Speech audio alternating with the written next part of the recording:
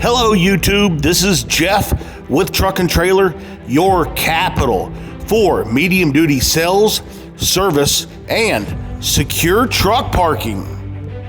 Today, I want to show you a 2021 Ford E350 with 117,000 miles. But first, if you find this content helpful, please help us grow this channel and hit that like and subscribe button. Right now, you're looking at an aluminum skinned cargo box by Smyrna that measures 16 foot deep. It has E-track, tie-down slats, cargo lighting, and a cargo access door.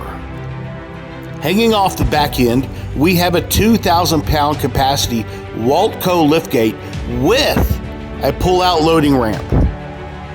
This cab interior is very well equipped, and you can find its specifications on our website. If you're wondering how you can buy this truck, we accept cash payments and we have very competitive financing. If you're interested in financing, call us and we'll send you our digital credit application.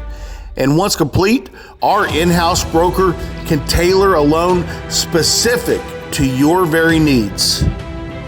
And be sure to ask about our coast-to-coast delivery options and our nationwide optional warranty coverage. And here is our 7.3 liter V8 gas engine, which has proven to be a very good power plant in the Ford trucks.